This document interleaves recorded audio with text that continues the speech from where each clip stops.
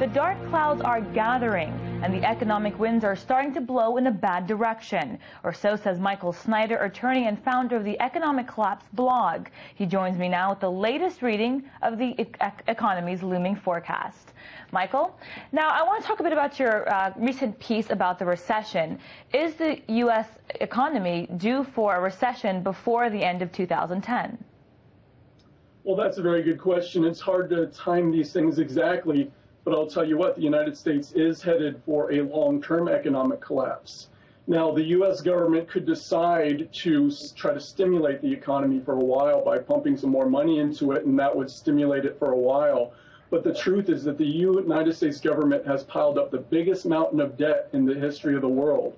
When you combine all the government debt, consumer debt, business debt in the United States, it comes in somewhere around 360% of GDP. During the Great Depression, we never had debt levels that high.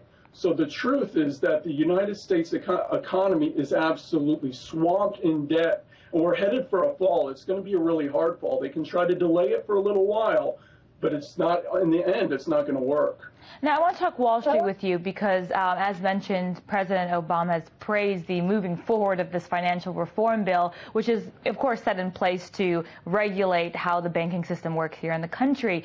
And I also want to ask you about the Glass-Steagall law, which, of course, took place during the Great Recession and was appealed during the Clinton administration. What is your reading on the recent financial reform bill and, of course, the historic Glass-Steagall bill of the 1930s? Well, the financial reform bill is going to do a little bit of good, but let's stress a little bit. Basically, what you've got here is a ton of lobbyists down in Washington, D.C., which have persuaded Congress to really take all the teeth out of this bill. And so essentially what this bill is like is going over to the Pacific Ocean and taking a couple cupfuls of water out and taking a couple cupfuls of water out of the Pacific Ocean. In the end, it's not going to do a whole lot of good. This bill is basically window dressing. I mean, what you've got is a worldwide derivatives market that is it's estimated to be somewhere between $600 trillion and $1.5 quadrillion. It's an absolute house of cards that is poised to collapse at any time. And this bill is basically going to make no difference regarding whether the derivatives market is going to collapse. And when it does collapse, there's not enough money in the world to be able to fix it. So are you suggesting this financial reform bill is a temporary fix, and in fact everything substantial in it that actually could have regulated Wall Street and how the investment and commercial bankings do business is not essentially what we expected it to be given the involvement of these lobbyists? It's true. I mean, Barack Obama is going to trumpet this bill and tell the American people how wonderful it is, but really, honestly, this bill is rather toothless and is essentially not going to do much good at all. Like I said, it's window dressing, and it's not going to have much of an impact, honestly. Well, let's go now from Wall Street to Main Street. It was recently just announced that the U.S. is now in one of the largest wealth divides in almost 100 years, since 1928. So what we're seeing now is kind of what you were just saying, is that this recession is far from over, and perhaps we could be due for a longer economic collapse, if you will. So what do you make of this wealth divide, not only within the minority communities where we often see it, but now within every sect of the U.S. Of American society? What does it mean exactly? Well, it's true. Today in the United States, the rich are getting richer and the poor are getting poorer. And a lot of this was brought on by all the free trade and globalism that our politicians and corporations told us would be so good for us. Essentially what they told us, they said, let's have all this free trade around the world. We're going to have so many inexpensive products coming into this country, which will benefit the U.S. economy. But what they did not tell us is that how bad it would be for U.S. workers. Now the average U.S. worker has to compete for jobs against people on the other side of the world.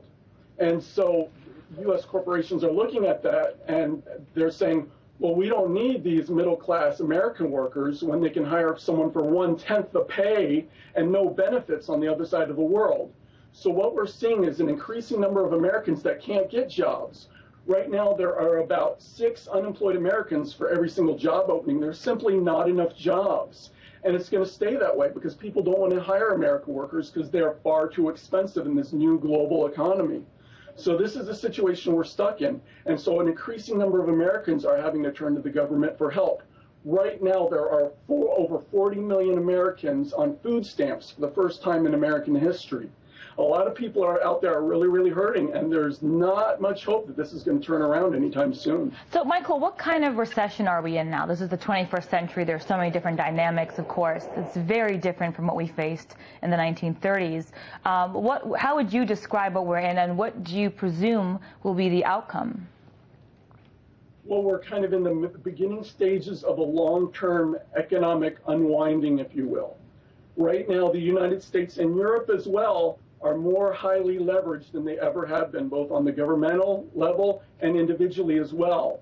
Basically, what we've got is the biggest gigantic pile and mountain of debt in the history of the world, and this has to be unwound somehow. And any way you want to do it is going to be incredibly painful. Now, if what we're seeing in Europe continues to take place, where the governments pull back on spending, the United States government pulls back on spending, then what we're going to see is more of a deflationary type depression like they saw in the 30s. But if they decide they want to try to stimulate the economy with increased government spending, then what we're going to see is we could very well see the collapse of the dollar and the euro as inflation spirals out of control. Well, that was Michael Snyder with a gloomy forecast there. He's the founder of the Economics Collapse blog. Thank you.